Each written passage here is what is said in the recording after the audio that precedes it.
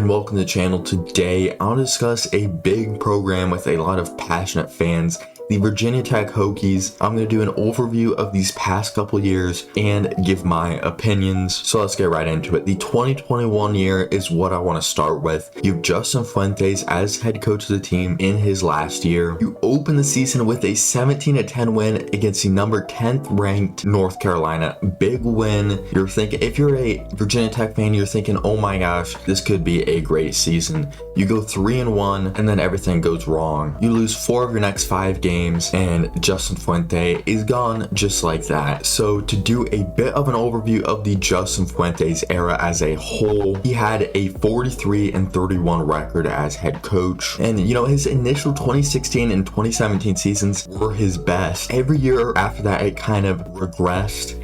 So having that last 6-win season is clearly not good enough for Virginia Tech. They need a new head coach, and who would that head coach be? Well, the next head coach is Brent Pry, defensive coordinator from Penn State. He's absolutely an elite defensive coordinator. In 2018, his defense led the country in sacks, and in 2019, he put up a very formidable defense. Now, I'm not gonna lie, I thought Virginia Tech would hire some other coach, and I thought Brent Pry was probably gonna go to a group of 5 school. But yeah, Virginia Tech picks up Brent Pry, and they go into the 2020-2022 year very happy, very optimistic. Of course, first year with a new head coach, you can't really be too optimistic about your chances because, you know, it's their first year. But things would go very wrong very quickly, as in the first year they lose to Old Dominion.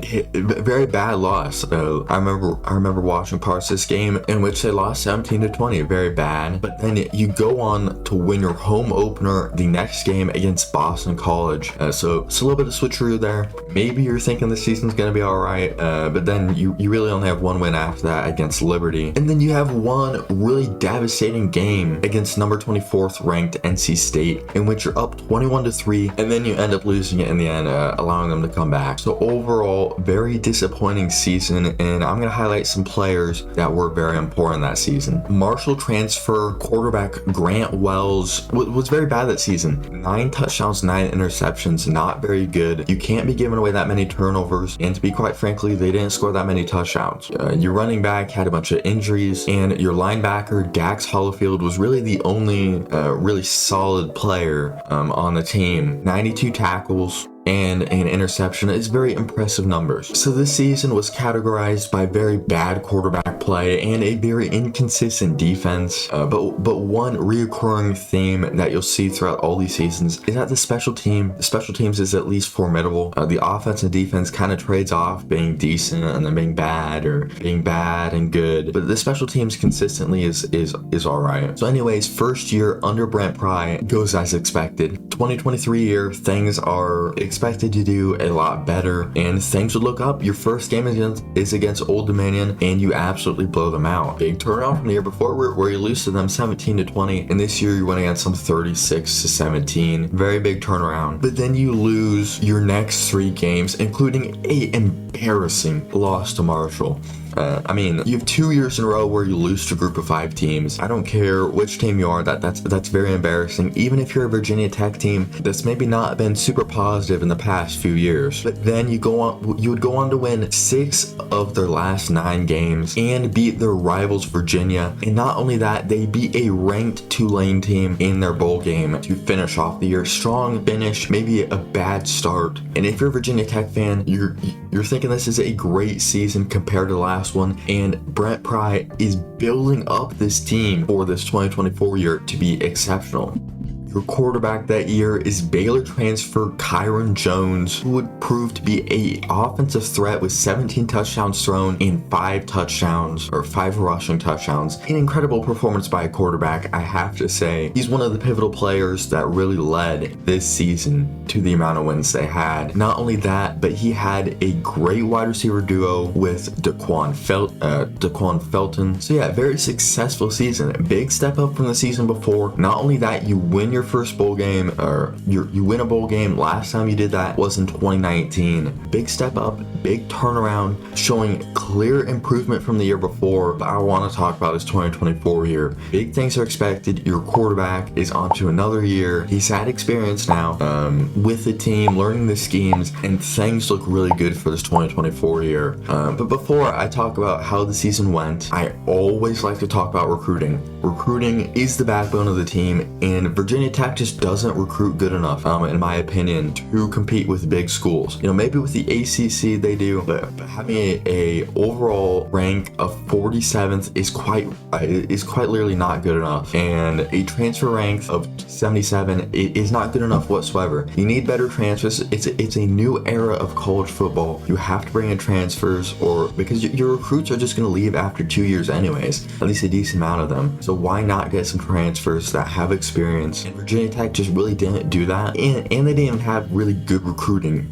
either. So yeah, going into this 2024 year, maybe they don't have as good of players as they should have if they want to be able to compete at a higher level. Keep in mind, 47 is still decent. Sam Speaks, or however you say his name, is hired as defensive coordinator, a previous linebackers coach for the Arizona Cardinals. Now, everyone always looks at these NFL coaches and says, oh, they're going to be really great. They have NFL experience. But in my opinion, I think they're as good as these college coaches. But when you're recruiting, you can say that you're an NFL coach and that you have that experience and you know what it takes to get to the next level. And in my opinion, that's just really good. You need recruiting, and I think NFL coaches are as good as college football coaches. So, it's a win-win. You go into this year with high expectations, like I said before, and then in your first game, you lose an overtime game against Vanderbilt. Not very good.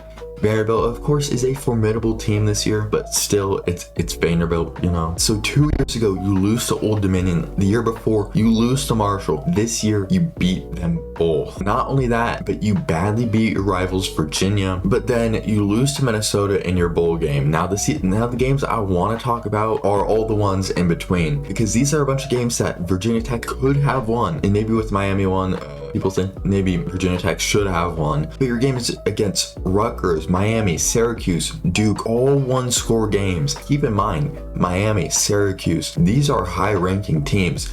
They're not being taken lightly. These wins would be absolutely pivotal for Virginia Tech, and it'd be an even better year than the one before. But Virginia Tech embraced their inner Nebraska and decided, let's go ahead and lose some one-score games. Kyron Jones is still the starting quarterback. However, for a couple games, Colin Schlee would be the starting quarterback. And the biggest impact player of the season, in my opinion, is Antoine Powell-Ryland, earning first-team All-Big Ten honors with 16 sacks and 3 forced fumbles. An absolutely crazy stat line. He's an incredible player for the season. And, while he did have a good performance, a good individual performance, a lot of the other defensive players were very inconsistent. So my opinion on the year, very inconsistent offense, and the defense really allowed points against teams better than Virginia Tech. And when I say that, I mean, of course they're going to allow points to better teams. These are teams barely even more talented than Virginia Tech. Maybe they don't even have better records, but they're just barely more talented, and yet Virginia Tech's defense couldn't really stop them. Even in some of these games, Virginia Tech's offense keeps up, but the defense kind of lets them down a little bit. It did look like they improved on some things from the year before, but clearly it was not good enough. Quarterback play not necessarily as good. Offensive struggles continue, and the defense is still kind of meh. So let's look in this future. This is the main part of the video I want to talk about. The future, my opinions. The other stuff is kind of brief, even though it takes up a decent amount of time. Virginia Tech's recruiting is ranked 44th for the 2025 year. Not very good, in my opinion, if you want to make a breakthrough. However, I like the hiring of Philip Montgomery as offensive coordinator, as he's had experience at being Tulsa's head coach and the offensive coordinator at Baylor.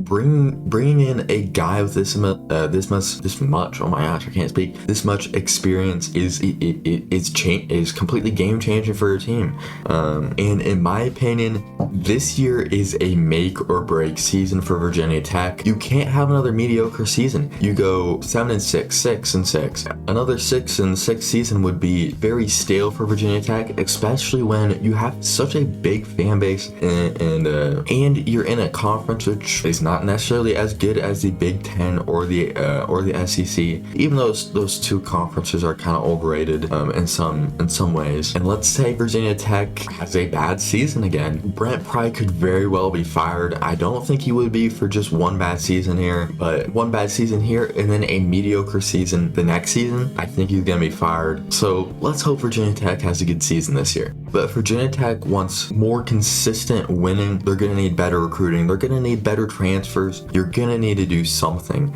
And Virginia Tech just hasn't done that. Okay, so I'm looking at the schedule right now. Next season, Virginia Tech plays South Carolina first. That's a very difficult game. South Carolina last year was a pretty formidable opponent, even though they did have some bad games.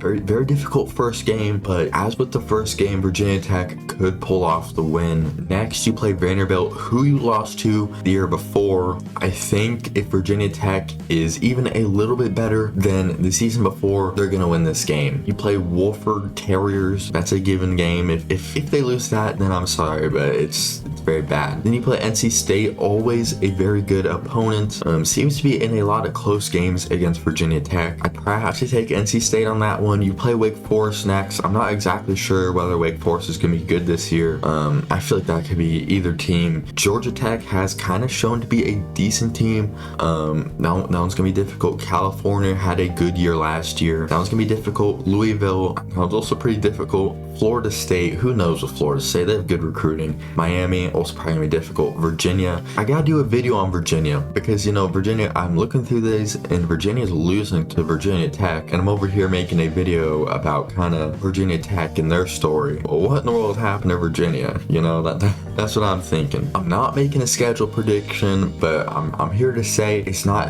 a super easy schedule, but if you have at least an average team, I could see 6 or 7 wins here. And if you have even a little bit over an average team, I think you can pull out 8 wins with this schedule. You can win against Vanderbilt, Old Dominion, Wolford, however you say that, Wake Forest, Georgia Tech, California, Florida State, Virginia, and I even think, you know, Miami's without the quarterback next year, brand new quarterback. You could beat Miami, of course, later in the season, so they've probably found their footing. You could beat Miami. I mean, there really isn't a team on this list that I'd be like, you're not gonna beat them.